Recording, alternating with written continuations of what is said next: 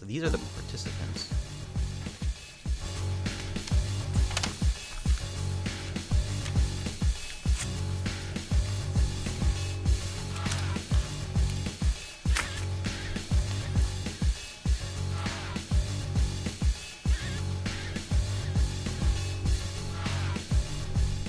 Welcome into the Recipe Podcast, Celebrity Secrets to a Successful Life. I'm your host, Chef Charles Carroll. What a great day. What a great show we have for you today. This is the unplugged version of the recipe, and we got a lot going on in the recipe world starting 2020, and we're back at it in January. So I thank you all for listening.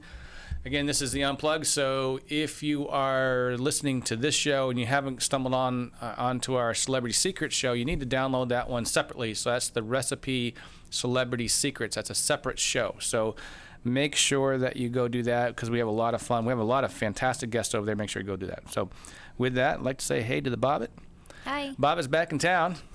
You doing all right? Yeah, I'm doing pretty good. Yeah. I'm still not used to the drive anymore. Yeah, you don't like the drive, huh? No, it's like 3 times my drive to work. Yeah, I think your hair's long. Isn't your hair longer? It's longer, Aaron? Yeah. What happened? My hair grows Are you fast. taking steroids or something, or No. are you going to cut it anytime Just soon? not going to cut it off anymore. No? No. Are you gonna grow it out? Yeah. Why? It used to be like down to my hips, and I missed that. Oh my gosh, that's Yeah. too much.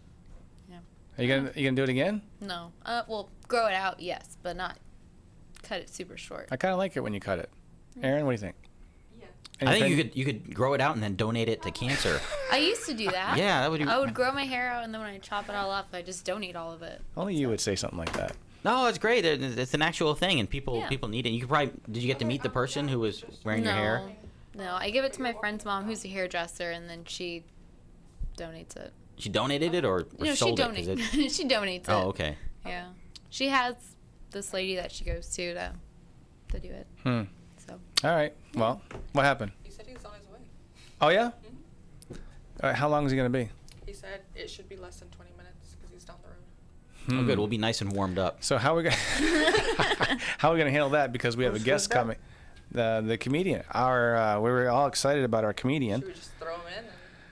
Yeah, just let him jump in. Unless you just want to scrap this part, and then we'll start off again, and we'll lead with the hair thing when he comes in. What do you want to do? It's a lot of editing for him. Man. Well, the thing is, I mean, I think he just wants a feel for it, and then, Yeah. of course, if he wants to come back next week, he can. yeah. But our guest is coming too. So all right, Yeah. all right. So we'll keep rolling. We'll keep rolling as we go. So all right, Haley. So that's big news for 2020. Haley's growing her hair out. So you missed our episode last week. Any New Year's resolutions? not. I mean, just to get debt free. I just want to pay What's off that my car. Was that last? Wasn't that last year's? No. No, I thought it No, was. I don't think so. No, all right. Jay, can you play No. back the tape on that? So also in the house is Jay. Jay, you doing all right? Oh, yeah. All right. He's everything's good for you. Things Oh, are yeah. working. All right, cool. The studio looks good. Cameras are in shape. Monica, Good and cold. you cold? You would get a jacket on. Mm-hmm. And you're late today, by the way. Yeah, I had to go back. Yeah. Search Why? my Because car. did you forget your shoes? No. Did you run out of the house without shoes on, and then halfway here you realize, oh shit, I don't have any shoes? No. No. Because that's happened, by the way. Yeah. I think we called that Wednesday. That was. Yeah. Well, Yeah. I left my shoes on top of my car, and then I got in my car, and then I drove off, and my mom called me when I was turning into the club, actually, and she's like, "Are you okay?" And I'm like, "Yeah." Like, what are you talking about? She's like, "Well, one of your shoes is in the front lawn, and one of them's in the driveway." I'm like, "Oh my god, I forgot them on top of my car," so they like flew off, I guess. But it's really uncomfortable driving without shoes. I've No, noticed. I drive with my slides. I like driving without shoes. Yeah, Really? if I Yeah. have socks on, I Oh, drive gosh. like just with my socks, and if I don't, then I drive with my slides. Yeah, But it I makes don't my like feet driving very with, uncomfortable. I don't like It's driving with shoes on. Yeah, okay. Do you guys like going barefoot? I do go barefoot a lot. I don't like. Yeah. I can't. I don't like the barefoot. I thing. don't like touching it like with just my bare feet. Jay, did we have? How is mic 5? Is that on over there? It sounds. Moni sounds weird. Yeah, it's on. Yeah. All right. Well. Not talking into it, but Sorry. Yeah. So she had to go into her trunk and break out the boots. I knew a girl in Yeah. school who, when I was in college, who never wore shoes. What? She just didn't. That was her thing. They let her go in school without shoes on. Yeah, I mean, there were some professors who complained about it, but the overall policy, I guess, at the Hilton College was that once you graduate from here, you're never going to be able to wear what you want again. you work at a hotel, you work in a kitchen, so this is your chance to just wear what you want. So she would just walk around campus without shoes. Did that start a thing? Like everybody started not wearing shoes? No, but she was known for that. And then when I went to study in France, weird. she happened to be there too, because she was doing a semester program. You just ran into her on the side of the street? Well, I He mean, was we following were at her. the same university, right? We were studying with the same group, so You were stalking her. well. Now it Do you comes have a out. foot fetish? No, I mean, no. In fact, she showed me the bottom of her feet once, and that basically ruined it for her. Now And it's awesome. she showed me. She said, "Look, if you're doing it right," and she kind of like knocks on it. It's like when you take a bread out of the oven, you kind of tap it, and you're like, "Oh, this is a good bread." That's kind of how her feet were, like just really Ew. crusty. Ew. And she said, Ew. and she can step on broken glass. She can step on anything now because her feet are. But that day we were in a French I'm never going to look at bread restaurant, the same. No. and she got kicked out. She said, and she's like, "Yeah, this happens every once in a while. I've been to this restaurant 5 times. 6th time I come in here, they tell me, no shoes, no service, so I get kicked out." Yeah, that's like everywhere. No shoes, Yeah, you no can't, shirt, you no can't service. go in a restaurant without shoes on. Yeah, but it's just one of those things. Like, she just does it and then Or gets people away say with it. something, Yeah. Yeah, You and need in to get fact, her on the podcast. we were doing this big marketing campaign because I was working with the recruiting department at the university, where they picked certain students that they interviewed, and what they did was they drew the theme was a comic strip, so they made a comic strip of all the professors and stuff, and she was one of the students that they interviewed. And so they made her look like a superhero, but she wasn't wearing any shoes in the cartoon that they drew of her, which was kind of cool. Did her feet smell? No, I don't think they smelled. I wouldn't think so because they're like always They probably being smell aired less. out. Yeah, they probably smell Yeah. less when they're. What if she's like walking through grass and there's like dog poop? Sure, she can just find another clean spot of grass. Yeah, and you wipe just kind of wiped off. it, you know? Yeah. Ew. Yeah. Well, Yeah. All right, well, there you have it. So, I mean, there are some like benefits to walking barefoot outside in on your own property, like all the ions. ions. Yeah, the negative ions, positive ions. Get it from the. They say you're grounded when you.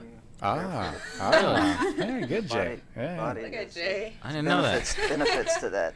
Yeah. I've heard that it's good for your spine though, because your back is not meant for when you stand on bare feet, your spine is straighter and you have less. My yeah. feet, Or you I don't just get know. Flat shoes. There's a thing about like flat feet, Yeah. right? And people have flat. I mean, that's a thing, whatever it's Isn't called. that bad? Yeah, I think that's what Yeah. I think that's what I have. Or I don't know what it is, but I need to have like a lift in the back of need to have a heel, right? Or well, I mean, if I'm walking around barefoot in my house, I can't do it for very long because my feet hurt. I don't know what it is, and so I have to wear shoes all the time. I don't know what, or sneakers or something. I just don't like being barefoot. So that's my So thing. you wear shoes all the time? It's or very uncomfortable. or Pepe's What? What? slippers. Oh. Or Crocs. Do you like Crocs? No, I'm not a Croc You guy. get some Post slides. Malone just came out with some Crocs. Oh. No, so I don't know, but I'm gonna save some of our subject matter for Comedian. the comedian. We have a new comedian coming in. Are you guys excited? 80 Hodge. A.D. Hodge. A.D. Hodge is his name, and being a comedian is his game. I guess that's what he does. So we're gonna talk about some stuff when he comes in. But Aaron, so I guess I didn't even introduce you. How's it going? Yeah. Oh, it's going well. Yeah. Well, Chef, yeah. You're- Great to be back. Great to be back on the show. You're back in school, and Yeah. after when you had like 4 weeks off. Yeah, nice long vacation, nice fresh start for the new semester. What are you gonna do this summer? This summer, I'm taking a group of students to France for Are a you trip. really? Yeah, so Is that through the school, or No. is that you individually? No, it's kind of tricky because schools, they want teachers to do trips, but they won't sponsor it necessarily. So they're companies that you can go and you can sign up and they do all the work for you. When I was at U of H, the best 6 weeks of my life were when I traveled to France and I had a great professor and she planned everything, and it was always my dream when I become a teacher, I'm going to plan a trip and take All right, students. so but- this is my question though. Yeah. Where's the insurances fall? One of these kids get whacked out of their mind. Right. So that's the great thing about using this company, because originally I was just going to do it myself. Okay, so Like, you're not going underneath the banner of the school. No, then. no, it's not. It had nothing to do with the school. So they didn't Schools- sign off of it. They don't know Nope. what you're doing. Nope. Technically, we're not even supposed to talk about it at school. We're not supposed to meet about it at school. We're not supposed to do anything about But it. aren't you not allowed to meet students outside of school? Ooh. Well, yeah. only Well, the cute ones. yeah, come on, man. That's, I don't know what the actual rules are like as far as because if it's a school related event, obviously you can meet out of school, and then if you know the student already, like if you're a parent and you're a teacher, and you have a daughter who who plays a sport, and I don't know, and then you meet with the other students after school. Yeah, so I don't know how. I mean, what most teachers do when they do a trip like this is they'll tell all the students, hey, we're gonna meet at this. I was gonna say a bar, but no, we're gonna meet at this whatever cafe or bowling alley. I think there's one of the teachers, he would meet at a bowling alley with all the students, and then they would talk about the trip. But it's, to answer your question, the company handles everything. So they have insurance, they have plans, it's a lot. They buy hundreds of tickets a year to fly to Europe from different cities in the United States. So they get really great deals. They make deals with the different restaurants there. So I don't think you could ever get those prices if you try to do it yourself. So they specialize in anybody putting together groups, right? Not Yeah. necessarily just students. Yeah, I think their target audience though are high school and college students, but really anybody can. So sign where up. are you going? So the trip that we signed up for is a like a culinary excursion or something like that, or gastronomical, I think is what they call Wow. it. Yeah. So it's going to be in Paris, and then the Loire River Valley, where all the big castles are in France, where all the sort of that type of French history, you know, the medieval, the knights and the princesses and all that. I think we all need to So- go and bring the podcast. What do you think? Yeah. That'd be cool. Yeah. You need a chaperone? Yeah, well, we could always use chaperones. They let you bring one free chaperone for every 5 people. So I'm the free chaperone, Right. So I'm not paying to go, and then I have 5 students. So I don't know if I'll get more, but it would be really cool to have our group go out there, get an Airbnb in Paris, and then do a couple live episodes where we go to different restaurants and we find all these, because you go to the fish markets there, they have all sorts of weird fish we don't have here. Yeah. You know, with different spikes on them and stuff like that. And I look at that and think, man, I wish I knew what to do with that, because I would cook up a little feast if I could. But, Yeah, I think you can do it. You know, yeah, I can make it happen. Lenote, he has a shop there in Paris, and I think he sold it. So it's no longer his, but it's still his name on the outside of the shop. Okay. I drove by it, yeah. And just FYI, you need to talk to him about that. Yeah, I got a lot of things to talk to him Yeah. about. So, but so yeah, we're gonna hook. You're gonna hook that up. That sounds. So what's it gonna cost these kids? Is it just Paris? You're gonna stay in Paris, right? Well, Paris and then the Loire River Valley, for traveling out there to see the castles basically, and then Normandy. Normandy's always a cool trip for American high school students, because there's we went there when I was in college. We went to France, and the teacher said, hey, we got a little surprise, and we just drove out there. We didn't know where we were going, and then we just see like this building and this American flag, and we were thinking, where are we? And we see these American soldiers there, and it was just really. Oh, and then we look, and there's all these rolling hills covered in white crosses, just for miles and miles and miles of just. Yeah. What was it? The Battle at Normandy, right, or something? What was it? Right. Yeah. And as the saying goes, the United States, we went to France, we rescued the French people from the Nazis, and then as a reward, all we asked for was, we didn't want any payment, we didn't want anything. All we said was, just give us a little bit of land to bury our dead soldiers. That's all we want. And so they did. They gave us a little bit of land and said, What's it called? It's something of Normandy. My high school days, girls. Come on. You know. Isn't there? It's something of Normandy. Normandy is, and we studied in high school. well, yeah, I mean, it was the D-Day. Was it a Battle of Normandy? The Battle Go of- Google that. Battle of Normandy? Come on, is that come what on. it's called? Or the invasion of Normandy. Isn't that what it's Something of called? Normandy, yeah. Jay? Yeah, Nothing? something I think it was the wrong. invasion of Normandy.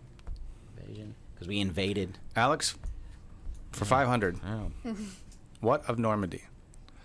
Yeah, so. But it's really kind of like spine chilling, in a way you Invasion look of at it. Normandy. That's okay. Yeah, there you go. The Allied forces.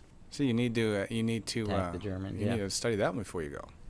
Yeah, I'll do a little research so that I know what to talk about. 425,000 were killed. Jeez. Wow. That's a lot of land. Yeah, it's not a little land. Well, I mean, how many of those were Americans, though? That's what we care about. Oh my god. Always have. Yeah. Well, good pastries. Yeah. Good pastries. Oh, yeah. Yeah, all sorts of stuff. I mean, you see people. Yeah, and he has some good breakfast there every morning. Pastries are amazing. Yeah, I walked by a Croque store. Madame. Oh, yeah. Croque Madame, Croque Monsieur. Yeah, Monsieur, the one with the egg on it. Yeah, it's all good stuff. And they're also going to be doing, when we talk about the gastronomical thing, they're also going to be doing like couscous and stuff. 2,500. 2,500 Americans. Americans, yeah. That are, So that's still a lot, right? That's a lot. That's a lot. Hey, you know that the movie that I saw 2 movies in this past couple of weeks, 1917. Did we talk yeah. about that? Did you watch Just Mercy last night? Oh my Was god. it good? Oh Don't my tell me. God. Oh my god. I want to see it so bad. It's so good. What is it? I was a disaster. I wanted to talk about that later when that comedian comes in, but yeah, 1917 was a wild movie. Yeah. And they're kind of, they make you, you see this stuff on the awards ceremonies and all this other kind of stuff, and it's like it's a true story, but they don't come out and say it's a true story. It and at the very end it says, as told to us by this guy or something. So they're not in the movie business. There's all kinds of ways of, based on true events. It's, based on true story, based on the book, or, whatever. And that's the first time I've ever heard of based on told to us by this guy. But that was a pretty crazy movie back in the day. So what else we gonna talk about? Shoes? No. Maybe we should break. Should we break, or should we talk about Lynotte's field trip? Yeah, let's talk about the field trip. All right. So, So you're gonna do a field. So you're gonna do. You're a busy guy. yeah. So for Yeah. the students who don't have $3,500 or whatever to go to France, That's all in. yeah, no, it's a good price. I think For how many days? for about 9 days. I think. Wow, man. And you go to France, and that includes the travel. It includes obviously the flight, the trains, the buses, the beer, the rooms, wine. hotels. Food. No drinking, but yeah, food, everything. They don't have to pay for anything once they're there. I mean, there might be a couple lunches where they're sort of on their own, and they can go wherever they want. 5 students. You already know who they are. Yeah. I mean, Are you worried about it at all? No, I mean, they're great students. They're all very advanced in their French, so I'm not worried. I mean, obviously, when you do a trip like this and some people sign up, you're right. You could end up with somebody who you don't trust, or you're thinking, man, this person can't even behave in class. My dad But took that's not 17 students to France, and man, that was a mess. Really? People getting drunk, and yeah. Was it through a company too, or was it just? I don't know how he did. I don't remember. Yeah, I guess back in the day you could just take them there and just go and then figure it out. But here it's actually a company, and it's very strict, and it's like this is what's going to happen, and it's I was in gonna order. go to Spain through a company when Okay. I was in high school, but we met in class.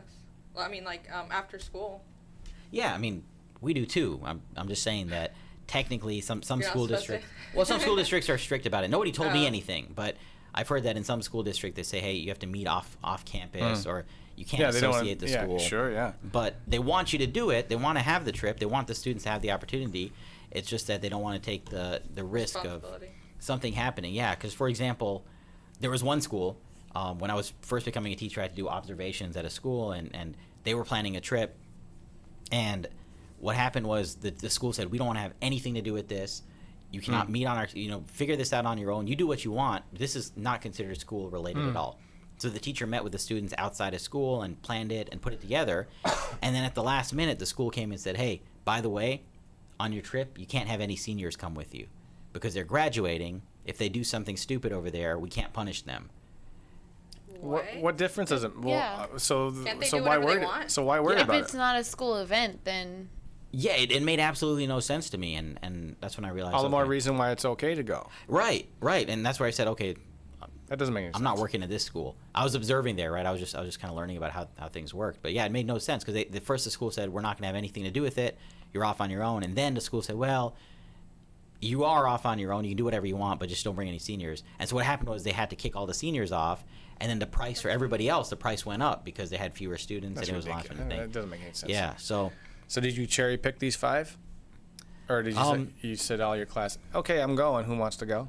yeah, that's basically what I did. I mean, I told Illegally, of I course. told everybody about it, and it turns out that the 5 students who signed up were the ones who were the like really great students. Because in general, right, a student who takes French, in theory, tends to be your better students, the leaders, the ones who are more interested in doing something different, in studying something different. Because everybody studies Spanish, that's sort of the default. If you choose to study French, it's because you have some interest in it, sure, whether it's sure. art, theater, music. Your family travels a lot. Your parents are very sophisticated people, right? That's usually what happens. So in general, you end up getting the pick of the crop, and then if it turns out that some students end up in French just because they were placed there, or they signed up without even really thinking about it, then that can be a problem, because it's not really something you want to study if you're not interested. So then you You said it was 5 kids, right? Yeah, Is it like all guys or all girls, or is it a mix? it's a mix. Yeah. It's a mix, yeah. Would that be Do a you know how problem? many? Well, no. So the way it works is they have So we're going to be part of a bigger group. So there's a group of I think 25 or 30 of us. Oh, okay. Right, from Gotcha. different schools around the country, and they sort of put us all together. So that's where they can figure out the rooming assignments and you know. So they can get room with someone from like a different school. Yeah, I think so. oh Yeah. oh Yeah. So it's not like it's my 5 students and me and then a tour guide. No, there's going to be about 25 of us in this Oh. group, and we don't even know who the other people are. That's weird. We're going to kind of be put with them. Yeah, I mean it could be, but that's where the students have the ability to make their own requests as far as, okay, I want a room with my Yeah. friend that I know, and if I can't, then I just want to have my own room and maybe pay a Yeah. little extra to do that. So they have a lot of Gotcha. freedom that way. But as far as traveling goes, like we all wake up in the morning, we meet downstairs and get on a bus. You obviously wouldn't have a bus for 5 students. I guess if it was just the 5 of us, we could just Uber or whatever. But I think it would actually work out better this way because they can meet people from Yeah, around sure. the country, different students, different. Instead of it just being, because sometimes when you do a trip, and you're with the same group of people, you get tired of them, and it's Yeah. kind of nice. It's kind of nice to mix and mingle with other people, and I think they'll enjoy it. I think it'll be really cool. And then the year after that, next year when I do this again, a lot more students will sign up. yeah So- yeah. That's So cool. so what happened at did you do some kind of event at your school this past week? I heard something about it. Yeah, well, I've been doing different activities. Like I read about it. I'm not sure. Well, so one thing I did was I did so we were learning about chores, right? And there's a particular style of teaching language that's called TPR, total physical response, because you actually learn a lot more language when you're doing things, right? So for example, I don't know if this is the best example, but back in the day I visited this concentration camp in Germany, Dachau. Me too. I've been to. Okay, yeah. but- And so one thing they said was how these mostly Jews were brought to the concentration camp, and many of them didn't speak German. They were brought from Poland and Eastern Europe, and they learned German really quickly because the soldiers would basically whip them and say, like, every time I whip you, you got to count, and then very quickly they learned how to count to 10 in German, right? So that's how you teach in your class? Well, you whip That's them. so sad. Oh yeah, no, it's really depressing. Like it's very sad. It's not funny. No, but- it's not. But So why do you whip your students? But no, I don't understand. No, but so that sort of led to people thinking about, okay, if you can get this Jewish guy from Poland to learn German in one day, right? Because he's motivated to. Yeah. How can you do that? So I do different activities like that where, for example, we did one activity since we're learning about chores, like how do you say mow the lawn or do the dishes or whatever. You had one student who was the maid, and we learned the French words for this, and then the other students had to basically yell at this student and tell him, take out the trash and mow the lawn or whatever, and then the student had to act it out.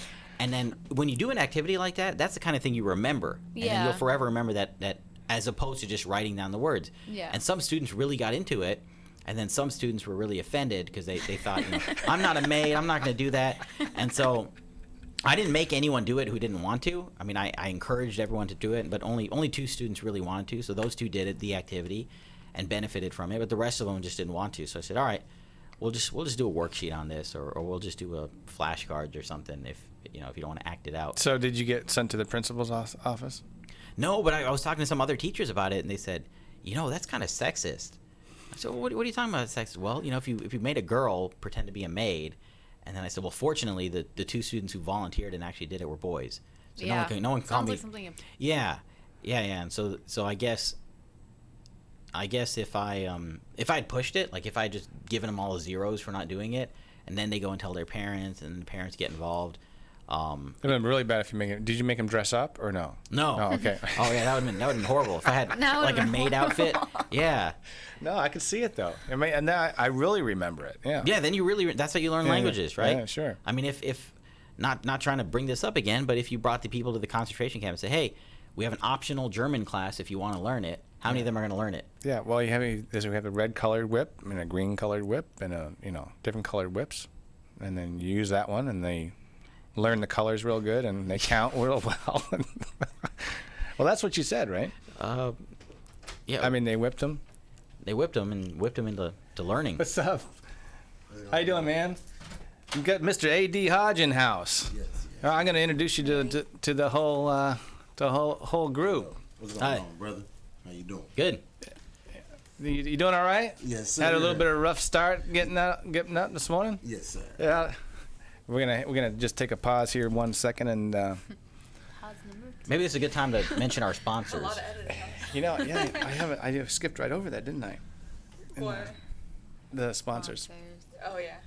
We got so intrigued. I'm glad you could make it, man. Yeah. Appreciate you for having me, man. I'm sorry everybody hold y'all up like No. I think I was cooking up something special. No, we have another guest coming in a little bit here, so we're all good. We're all That's good. pretty cool. Jay, we're gonna need number 2 on, bub. There we go. And there we go.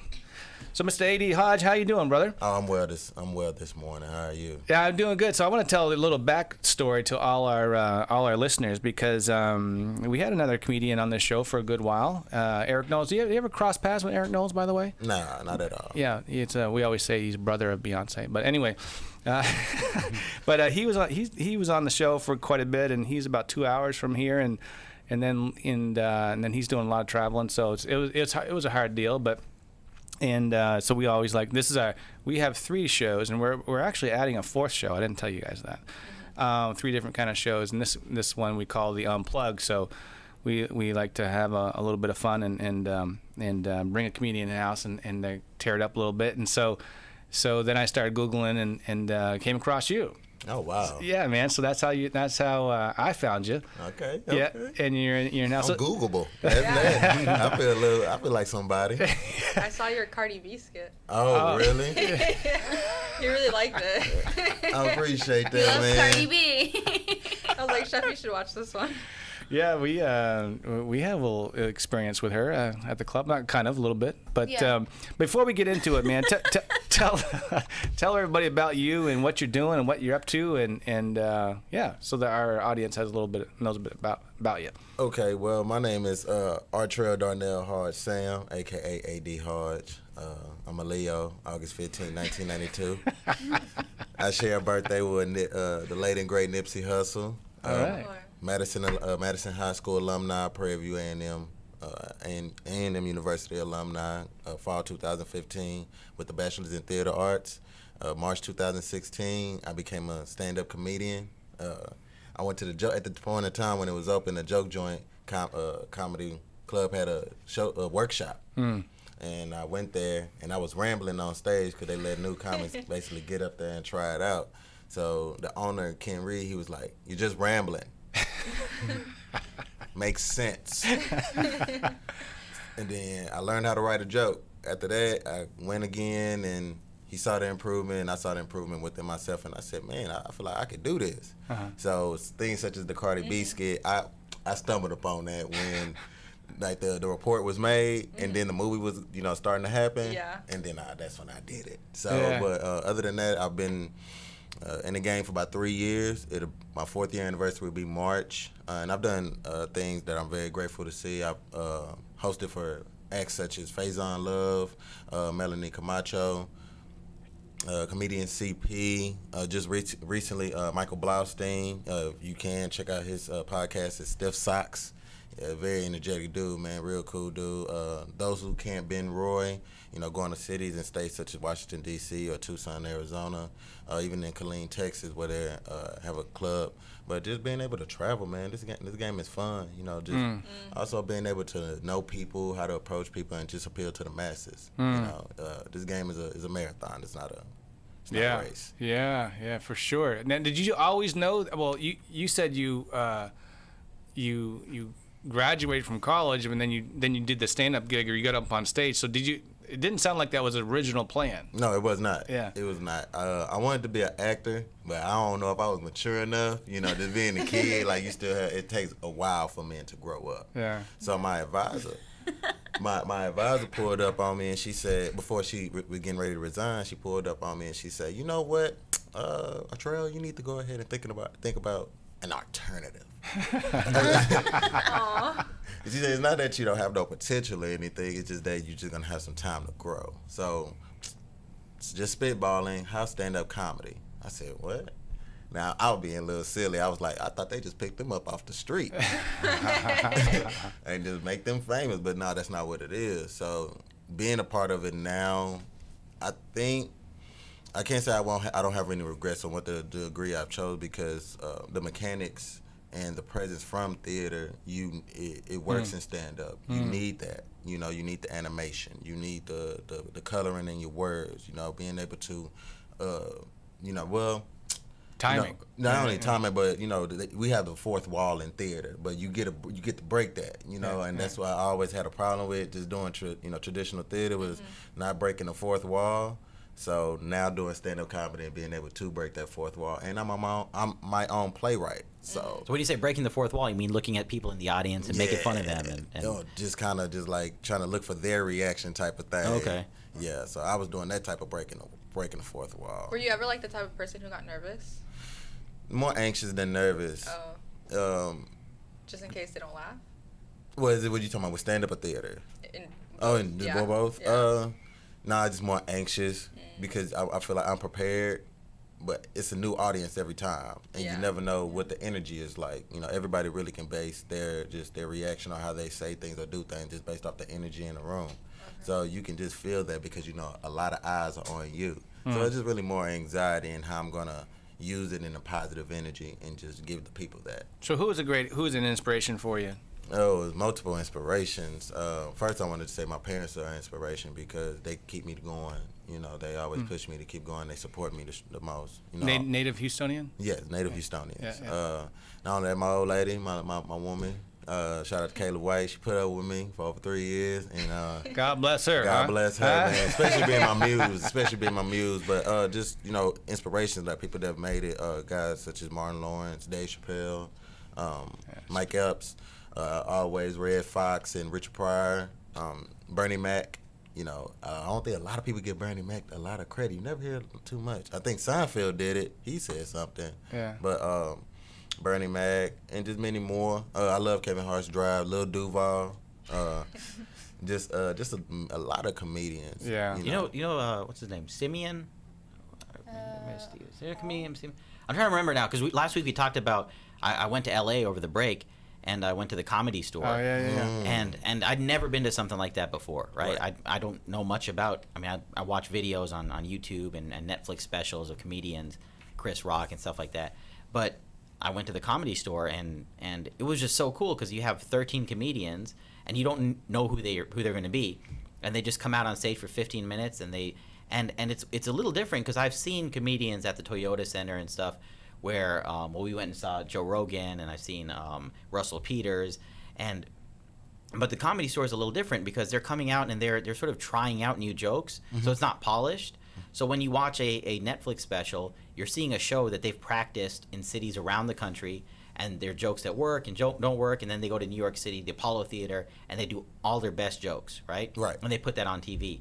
But here at the Comedy Store, they're going out and they're just throwing stuff out there, trying things. Like Bill Burr came out for 15 minutes and just went on a rant. That's crazy. And then he just shows up like that, right? Yeah, he he literally just walked over there, and it wasn't something that we didn't pay to see him. He just showed up, right? And then like Whitney Cummings, and there was just a few other people like that. And I thought, in some ways, it's kind of, she was asking if you ever get nervous. I'd imagine that you would be, especially when you're doing something for the first time. Now, if it's something you've rehearsed and you've gone over and over again, and okay, they're going to laugh here, they're going to laugh here, they're going to laugh there, that might be a little easier. But when you try it out for the first time, what's that like? And you go out there and you just start talking, and then everyone's quiet and nobody's laughing. Well, maybe that doesn't happen to you. But No. Because when you go to the improv, especially early parts, like around year 2, late year 1, early year 2, you have to go behind Ali Sadiq. Ali Sadiq was getting ready for Comedy Central, and he'll pull up, just in the middle of open mic, and he'll do a whole 30 to 45 minute set. And if you behind him, yeah, it's tough. that is tough. Yeah. That is tough. And even if you're trying to bring out your new heat, and like you said, it's not polished, it's kind of hard to go behind Elisa D. And he just did 30 to 45 with his new set. Yeah. That he don't know what he want to put on TV. You know, that's the kind of it's not really pressure, but it's like, man, do you know if this is really for you? Because Ali's just an example. You know, it's much other people out there that just getting on things like on True TV and others just networks just trying to put their heat out there, and you going behind them, and they can do a fresh 15 or 20 and kill the room, and you have to go behind that, and it's like, man. So I used to ask myself those type of questions, but even when I'm bringing out new jokes, I try to go into intimate rooms, intimate spaces. Yeah. I don't just try to jump on like big stages with that. Is when I'm on the road, like, I put it like in the middle of my set because I already got them going. Now with the saying about the, you know, they're gonna laugh here, they're gonna laugh here, there. That's an anticipation. And certain comedians, let me say me. I'm not gonna do that to myself. I'm not gonna sit there and anticipate you supposed to laugh right here. I'm gonna try to say the joke different because you get caught up in repetition, right. And that's not a mechanic I want to use. So everything I kind of go into pre-show is like, okay, how can I say it different? Mm-hmm. I always say how I can say it different, and sometimes it takes, like I said, the theater presence of moving the body, going about the stage, and just moving the body, because that draws a different reaction to the crowd. And for myself, it's a newness for both of us. Mm-hmm. So that's how I really just take it upon myself. But when it's come with that raw, that new and that raw material, get into the intimate space, because that's how people are able to connect with you. Just with the improv, on the open mic, I'm going with everything polished, because you never know who's in that room. That's everywhere, but at the improv, it's like that's the main source in Houston now. So they're in the secret group, and even with the secret group, they hustling and bustling all over there every day. Shout out to the secret group. Yeah. So what's it called? The secret group. Secret group. Yeah. Have you heard of? You did that gig on Cardi B and obviously the movie Hustlers, right? That was yeah. So, did you know that the comedian in that one, Big J Okerson, there's a comedian in that movie. He was the DJ. Have you seen the movie yet? I have not seen the movie. So, Big J, I know that only because I follow on podcast Legion of Skanks. You ever hear of these guys? No, not at all. You're teaching me a lot today. No, man. Wait till when the show's over. I got to share this with you because I follow is crazy. I wouldn't share it too much with the ladies at the table, but I'm going to share this with you. But these guys are hilarious. Mm-hmm. And they're famous. Their podcast is off the charts. And these guys are killing it, right? And they're in New York. And it's called Legion of Skanks. Big J Okerson and Louis J. Gomez, and Davey Smith. And the three of them. And then they always have, they're high roller comedians as guests every show. So they do a Skank Fest north, and they're doing one here in Houston. Have you heard of that? Yeah, Skank Fest. And I think it's at that place you talked about. At the Secret Group, yeah. I think it's at the Secret Group, and it's in March. Right. So I'm going. Well, we need to talk about it. Anyway, to connect with it. But I listen to those guys all the time. I think they're hilarious. So I guess one of the questions I had was the routine of writing, right? Mm-hmm. So you lead up to the hour. So you first try to get a joke or two jokes or three jokes. You write those, and then you try to put together 10 minutes, right, or 15 minutes, and then you try to put together 30 minutes, and then you lead up. Or how does it? And you test it out, or do you have a routine, or you just let it come together? I let it come together, and that's weird about me. Don't let me fool you. I will go into a Barnes and Noble with my notebook, and I'll just sit there. Mm. I would just go I would go with a notebook, and I'll just sit there. Go get me like a little something from the little bar, give me like a little milk chocolate or something, a hot chocolate or something, and just I'll sit there. Pay $7 for that shit. Mm-hmm. Yeah. Mm-hmm. So you just people watch? No, not really people watch. It just helps me doze off, and not because when you at home you get settled, Yeah. Sometimes on the car you get inspired, like you'll say some weird little song to yourself. You start singing some. Haley does that a lot. Yeah, she does. And she sings. You're like, I got a banger today. It happens to you. So with me, I'm childish like that. The thought of hit me, I'll call my girlfriend. She gets mad already. Be like, did you write it down? I'll be like, no, I'm just saying it to you. Yeah. She's like, nope, they ain't gonna work. It should hang up on me. Well, Aaron's actually coming out in his we're working on his material. Okay. Yeah, and he's gonna put some stuff Yeah, I together. wanted to put some jokes together because I always liked stand-up comedy, and He's on the drier side, drier delivery. Am I right? yeah, I think so. Yeah. But the thing is, I know Nothing there's a wrong with real dry humor. And I like dry humor. It's cool. yeah, and I know it's a whole community, and there's a whole way of doing things, and Absolutely. and like you talked about, there's it's something that you learn to do, right? There's a difference between me with my friends making them laugh, and then being able to write that down and set it up so that I can actually use it in front of a crowd, and that's the thing is like I've the closest thing to stand-up comedy I had was. We were talking about the time I gave a best man speech at a friend's wedding, and everyone started laughing, and there was just tons of Bro, material. it was a roast. It wasn't a best. Yeah, it wasn't and- a and- speech. Oh, that's different. There Hey, was roast nothing is good different about it. from just- Right. Yeah, at the wedding though. Hey, if you can do it in a wedding with a lot of drunk people that's ready to party and I hear you talk, you winning, bro. Yeah, I guess so. Yeah. Yeah. So I could. I don't know about What the was the material crowd? though. How I many don't- people? There were a few hundred people. There were a lot of people because the thing Yeah, but was didn't you talk about his old girlfriends or something? no. Talked I just about mentioned his wife. His wife who it was, look, the situation was really funny because it was like here's a guy, the friend of mine who never had a girlfriend, and he didn't have a lot of self-esteem, and he was a really nice guy though, really nice guy, a little chubby, but just a nice guy.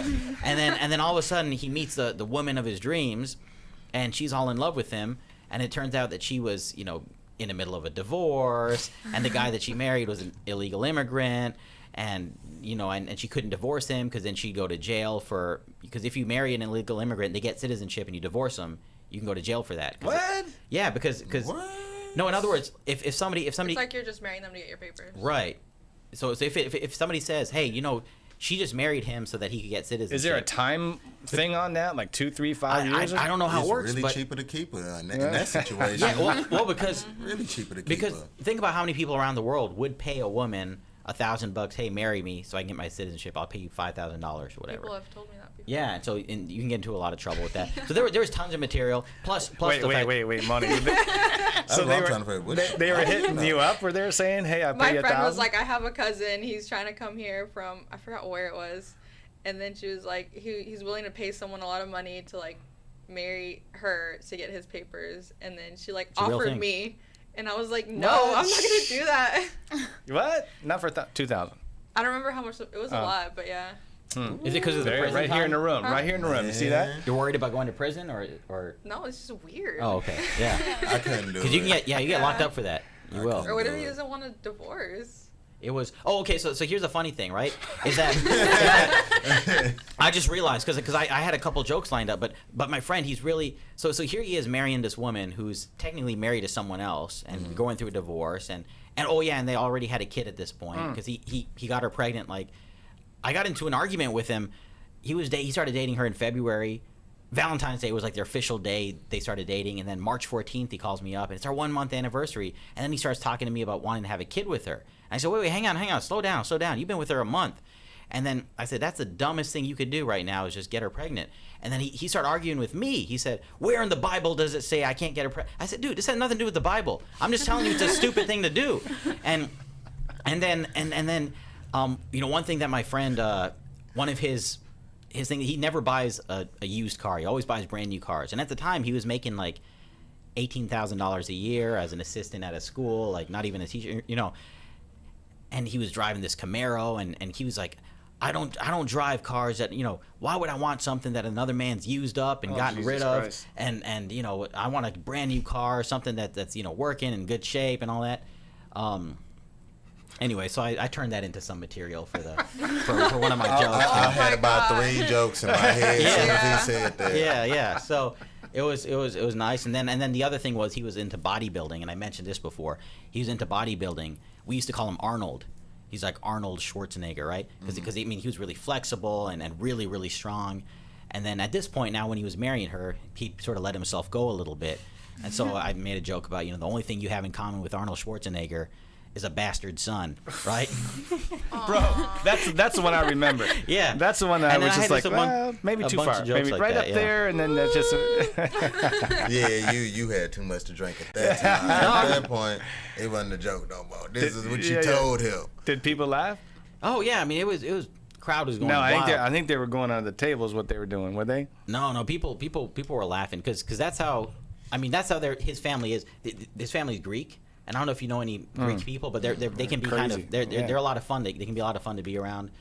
And her family is Mexican, so that's the cool thing about weddings is that you have, Look at my yeah. you have Saw that coming. two different cultures there in the place, and And then there's you up there roasting the guy. yeah, and then Was she mad?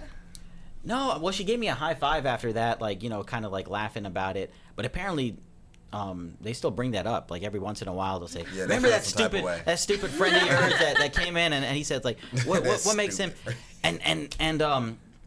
And you know what's funny is that one of his relatives came up to me, like this really old lady who's his grandmother's sister, came up to me and said afterwards, like, "I'm glad you said that because people need to know they did things the wrong way, Oh, shit. getting pregnant first. Grandma. Somebody needed to say something as an example to all these boys over here, in high school. They needed to learn." And I was like, "Oh, okay. Well, see, I guess I taught people a valuable lesson." You did. Now, know? have you ever heard did. of anything like that before? Yeah, a roast at a wedding. Nah, I don't go to too many weddings. And the weddings I go to don't have roast sessions, and that was an impeccable roast. But I would tell you this: that was funny. Yeah. Until you came to Arnold Schwarzenegger part. That was funny.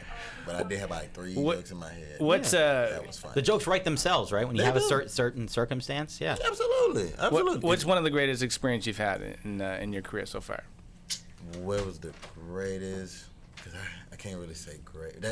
Greatest. So far right now in my career, the greatest experience I've had is when I was selling merch at a table. Right, it was a pretty good showcase, and I was selling merch at a table, and this lady comes up to me, and she pays like $20. I said, "Ma'am, it's 10." She said, "No, I want to pay you 20, and I want to take a picture with you." I was getting ready. I'm getting ready to bury a family member, and this kind of took me away from that. And Wow. you were really, really funny. I just want to take this picture, and I want a shirt from you. And I'm not gonna post your picture up on social media or anything. It's just a thank you.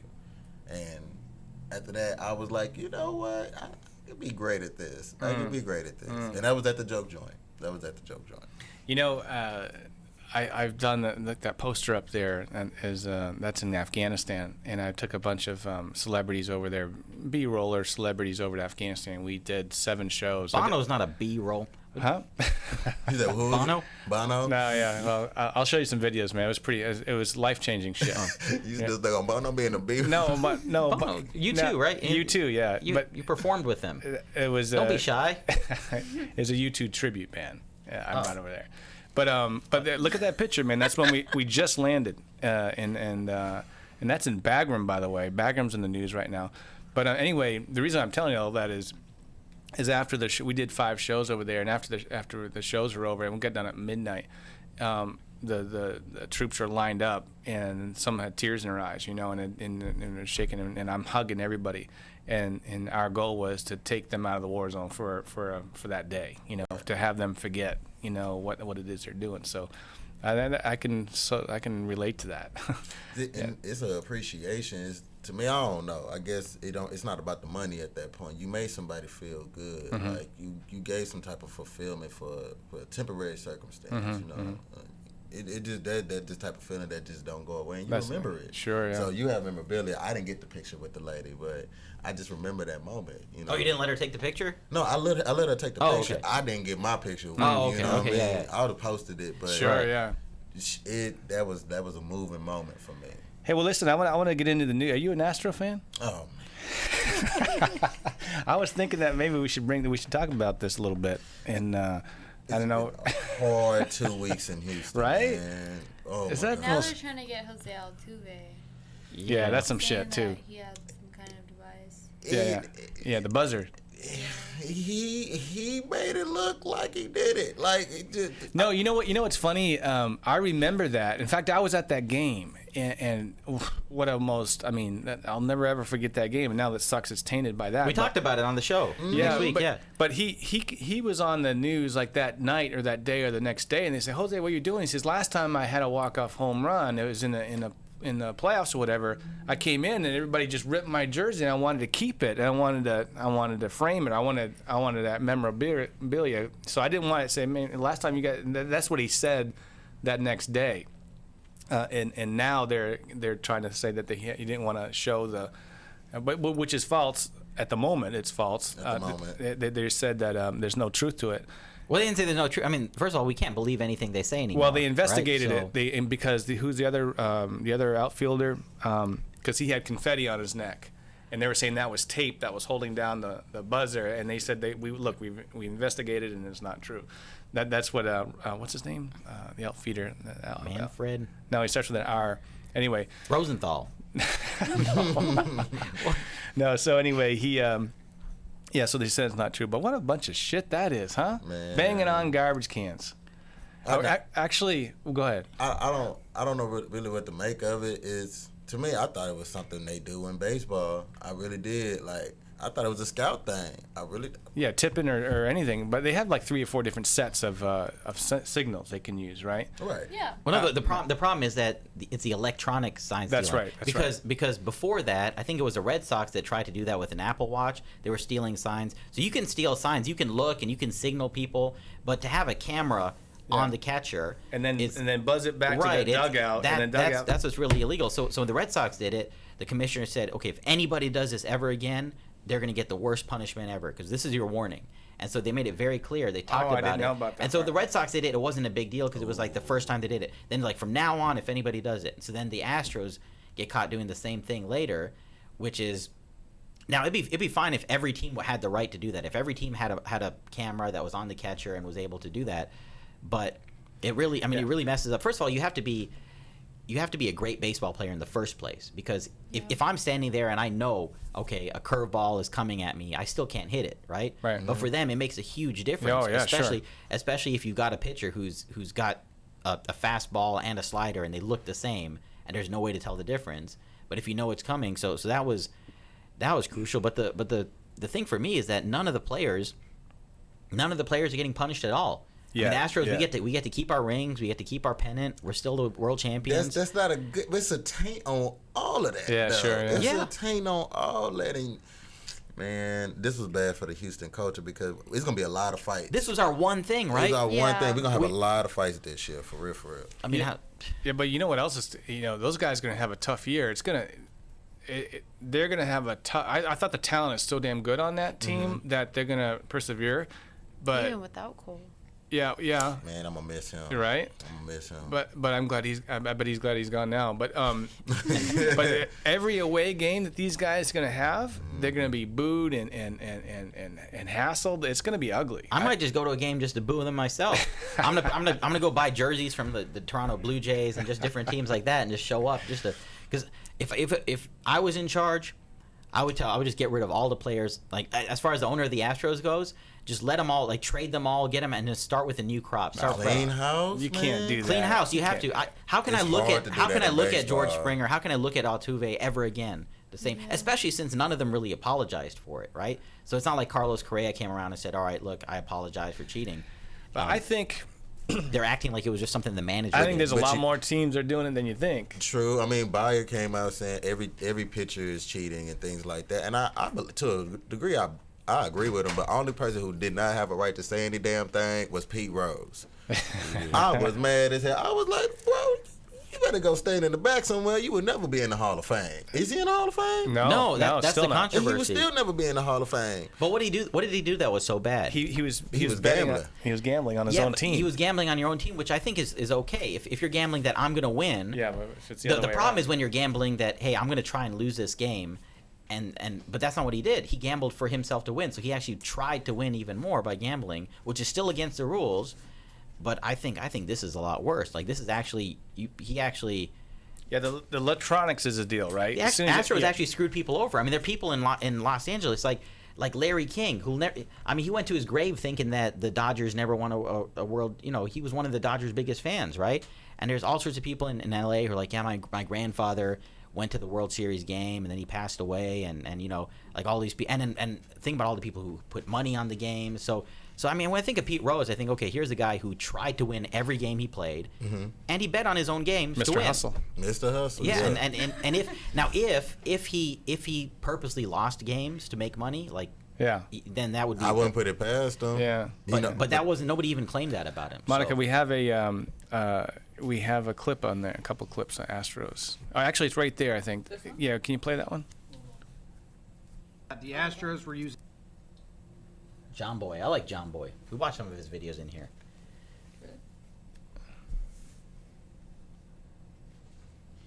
Just whenever you're ready. A video camera to cheat and steal pitches. And opposing pitcher, Danny Farquaad, don't know if I said that right, he said there was a banging from the dugout, almost like a bat hitting the bat rack every time a changeup signal got put down. I found the footage. Let's watch it. Here we go. He has since used. Bang. That one was very slight, but he takes the changeup. Now, Farquhar looking good. Let's see. Fastball, no bang at all. Takes it. Next pitch. There's the changeup. Bang, bang, takes it. There was the off speed. Now, it's like, wait, what? What's going on here? Now look. Fastball outside. So quick, 2 signs. Geared up for the fastball, fouls it off. Next pitch, change up. Wow. Bang, bang.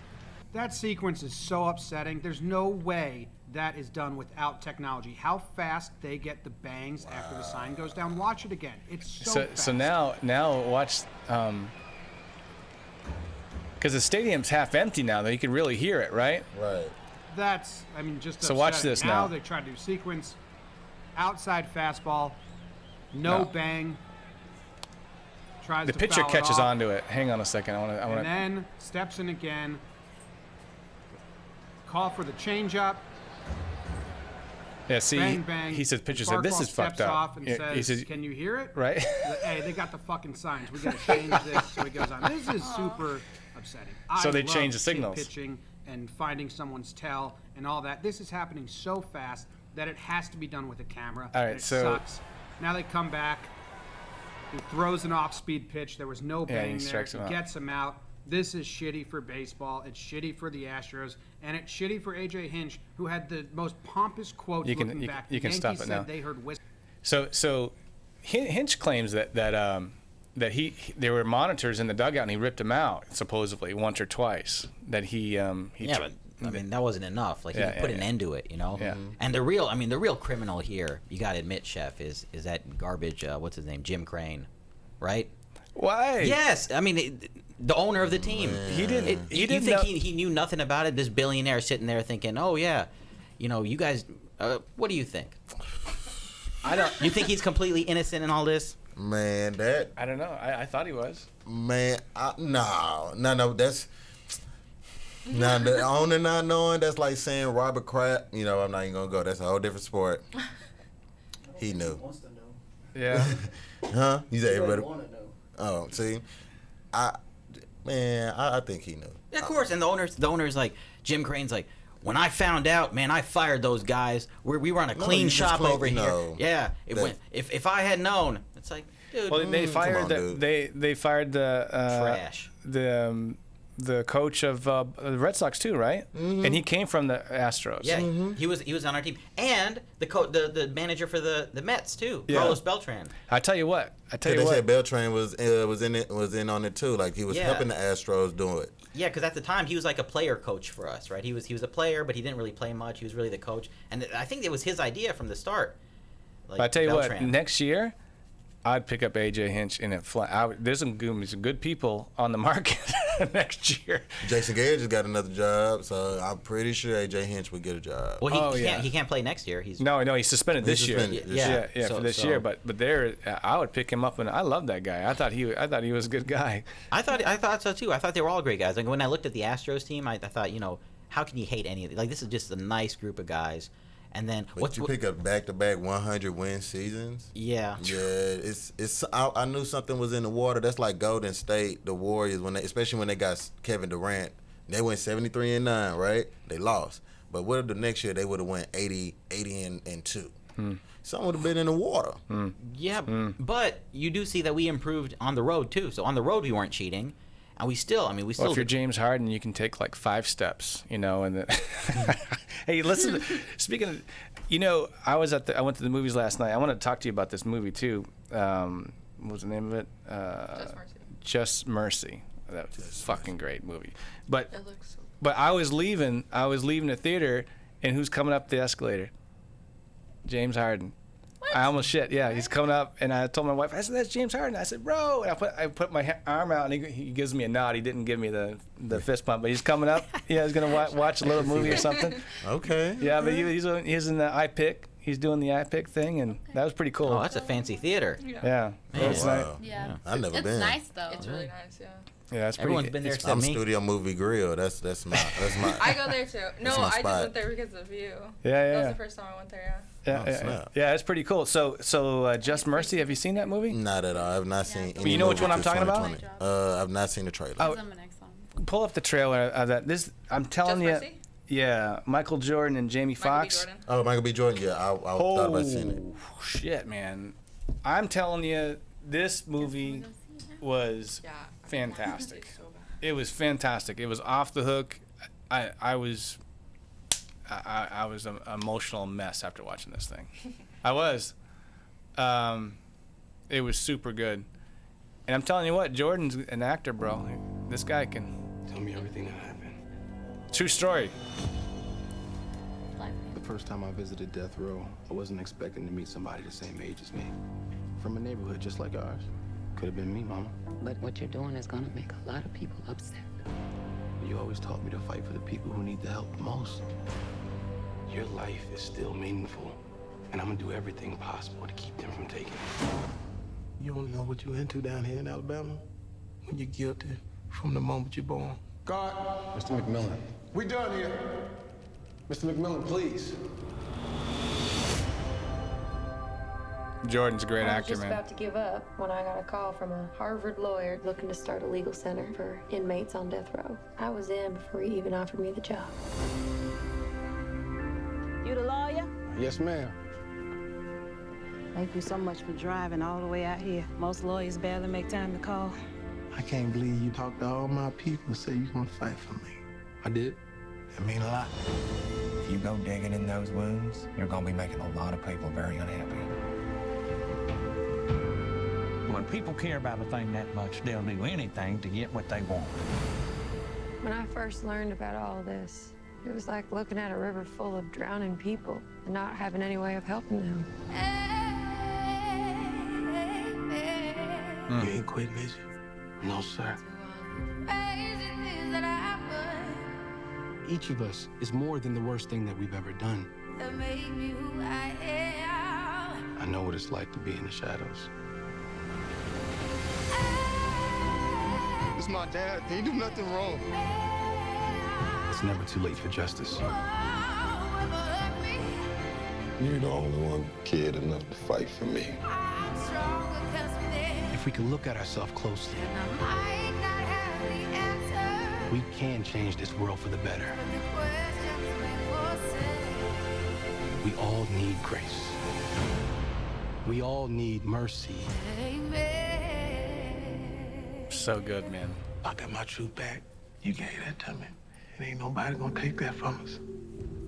So, I This mean, looks like a tearjerker. oh I ain't man, gonna lie. I had it all over my sleeves. I You cried? yeah, shit. I wear my emotions on my sleeve. I get so caught up in it because there's a lot of projects I'm trying to do. But true stories, I'll go to true stories all day long. Movies, And right from the get out, when they start playing that movie, I said, "Oh my God, this is gonna get me," because I swear, man, I told my wife, she said, "What's wrong with you?" I said, "I'm gonna lose it in this movie because it's all true. It's all true." It takes a very big man to do that with his woman, baby. No, man, I'm telling you, you saw it. She you knows. saw me cry. No, it was tough, man. Jim Crane would have been laughing the whole time. He'd been like, "When are they gonna kill him? Kill him now! Kill him now!" Kind of guy he is. With a couple bangs. Jim Crane, that piece of trash. Did your wife cry? I think she did actually. There was one part in it she did, but I was like 4 parts in there. I was like, Jesus Christ. Yeah, it was so good. But anyway, that was the tears on the popcorn, man. Why you gotta do it? Extra sauce. Yeah, it was all good. But I highly recommend that movie. So cool. Well, listen. Anything you want to touch on before we get on? Tell people where they can find you. Y'all can find me on Instagram, Facebook, YouTube. Venmo, Zelle, Cash App. All you gotta do is search A.D. Hodge, A.D. Hodge. Very easy, very simple. Any other things? You know what? I'm kind of with you. I'm gonna be on that train with you. We should go ahead and press restart.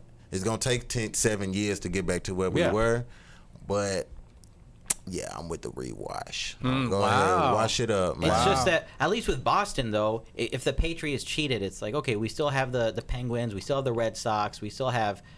So what do we do?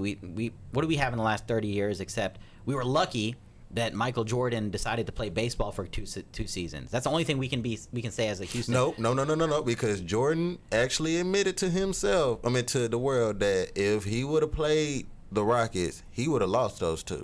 But he wouldn't have had to play the Rockets, right? I mean, the way things worked. If the Rockets played the Bulls would have never won any championships. If we had played the Bulls in any championship for the past, in the 90s. You're really angry, aren't you? Well, no. What I'm saying is he is angry. It is a bad week for Houston. The whole point when Michael Jordan won all his rings, if I remember, he won because he didn't have to play the Rockets, right? No, he said he was happy that the Rockets always got bounced out early. Right. Because he said if he was to ever play the Rockets, he couldn't stop a king. Right. But if he hadn't played baseball for those 2 years, the seeding would have been different, and I think the Bulls still would have won those 2 years. No, it's an Eastern and Western Conference team. The Bulls are in the East. The Rockets are in the West. He said they're glad they got bounced out because he knew the potential the Rockets had, which was to make it to the championship. That doesn't necessarily mean that they're going to win, though. Hey, I give you that. That's a good statement right there. I give her that.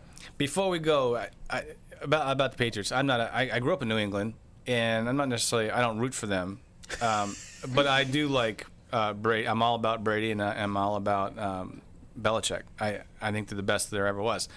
The cheating thing, the what do they call it when they had the cameras and they were Jim Craning. Yeah. That's what they call it. That was a live game. That was a live game. Yeah. So when they were doing the video and all that kind of stuff, and filming other people's practices, totally breaking the rules, all that kind of shit. Right. But the Deflategate, I think that's, and I want to end. I got to end the show, but I think that's bullshit. And you tell me what you think. You tell me if a quarterback says he can throw the ball better, it's better for him if he lets out a couple of ounces of air. Let him out. Let the air out. Who gives a shit? No, you can't do that. No, but look, Shelf. the other team can do the same thing. We want the best performance out of these guys, right? So if the Jets want, if their quarterback wants this many ounces, and these guys want this many, and it's better for them, and there's a range there. I think that's what makes you good. If you can play with what they give you. Not so much if you can play with. I want the best out of the athlete. Because when they go to with people, but if they were a really good athlete, that they could play with anything. Like the Olympics, the ball is changed and the rules are different. You have to convert to that. You have to play to that style of basketball to win. Brady broke the rules. Now, my argument to everybody was, well, he chose to run the ball, so that's really up on the running back. So who's to say that the running back didn't just, or just find a way to learn how to deflate the ball? Yeah. So, I don't really think it's BS. You cannot deflate the ball. Unless everybody can. That's what I'm saying. If everybody was allowed to do that's what I'm saying. And then he did it too, but same thing with the camera thing. But when only one person does it. I don't think we should let electronics in any sport. I don't think you should be able to And I think the Patriots wasn't there necessarily to watch the game. They probably were there to get some scouting, but the scout probably was coming from how they work from the bench, you know, to see how they change the signaling, just Mm-hmm. like baseball signaling, because now teams are doing things so the electronics don't pick anything up. You know, you'll see the assistant coach throwing off signals in football to change the formation and things like that. Same thing with basketball. So who's to say who else ain't doing it? Yeah. It's just that the Astros and the Red Sox and Carlos Beltran got caught up in all that. You said anything else I got to touch up on? Oh, shocker alert. I think Conor McGregor will lose today by knockout. Oh, really? My friend flew to Vegas to go watch his fight. Yeah, I'm going with the upset tonight with Donald Cerrone. Wow. Tomorrow we will have for our Super Bowl. It'll be the first Super Bowl all over again, which was Kansas City versus Green Bay. So it will be year 100. Don't even get me Kansas started City about versus Green freaking Bay. football, man. I'm so depressed. We got to end this show. Yeah. Oh, B.O.B. The needs stars to go. were lined up, bro. The stars were lined up. But we win that game. We're back home to host the AFC Championship game. Championship game, and we're going to play against the Titans, and we've already beat them once it started. We lost to a muff punt. We didn't lose by 6 straight touchdowns. We lost to a muff punt. Yeah, that's right. And we faked it. Yeah, we faked a punt on our 30. Who does that against the Chiefs? On up 24-3 at the time. Yeah. That was bullshit. Anyway, sorry. But Bill O'Brien's probably happy that the Astros sort of saved the day for him. No, they did. Yeah, you know what? He did. People stopped talking about the Texans really Man, quick. you're angry. I didn't realize how you had this thread in you. Yeah, I never seen this before. Of course. I mean, it was the Astros were my team, since I was in college, and watching them Look at his eyes. and watching them lose like that. I think it was Just Mercy with the tears, because he looking like, man, I might really. Yeah. Well, I mean, I'm watching Just Mercy, and I'm picturing this guy on the gurney, and Jim Crane comes up with a needle and just like executes Oh him, my God. Like that's just what I'm picturing in my mind right now. You are hurt by the Stros, man. And well, I mean, like, how can I ever watch any sport ever again? Yeah. I mean, a lot more people were pissed when Russell Wilson threw that ball against New England, but you are pissed. Marshawn should have got the ball on that 1 yard line. Jim Crane should never put them cameras in the dugout. You are pissed. Yeah. I mean, at least with Russell Wilson in the Super Bowl, I have a garbage decision. Pull up the garbage can clip real quick. This is going way too long now. It is. Is there a garbage can? Is there another? Philly? Philly. He hit that garbage can with force though. They interviewed the garbage can, the Philly station. Lots of They get the real dirt. Lots of pitchers put sunscreen on their fingers and stuff. So. They get the real trash on the story. Get it? I know that your nickname is TC. TC, thanks for coming in. We appreciate it. TC. I mean, we can't have this kind of garbage in Major League Baseball. It's kind of a thing to do. How are you feeling about it? Are you implying this is my fault? I'm just doing my job. I mean, I'm just sitting there and I was beat over and over and over. Nobody cares about my feelings. It took me 2 years to get all the dents out. I mean, it's the worst job in sports. Have you ever seen a baseball dugout? They never use me. There's stuff all over the floor. They did this. Was it Fox TV? Used, wanting to help, and they did this bit. Apply this is my fault? All right, that's enough. You were a part of. Anyway. Which Fox? Philadelphia. The local news, yeah. The Phillies ever be? You know what? Let me stop. Yeah. We have no room to talk. We're cheating. I wish we could go back in the days. We're cheaters. All right, listen, we're gonna end this up real quick, and the Texans don't cheat though. Yeah, That's man. Good. No, we just lose. Yeah.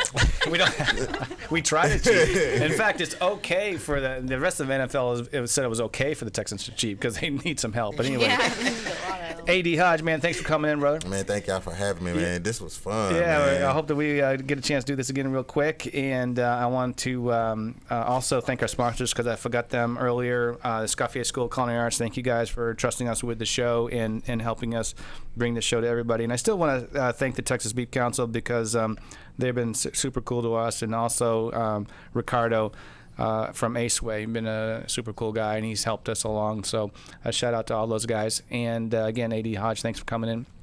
The Bobbit, thanks for making the drive. Jay, Monica, and Aaron, thanks for being. We're gonna get you a shot here. Maybe you can take this here. You can cool down for the next segment. So thank you guys all for coming in, and remember, you're especially great.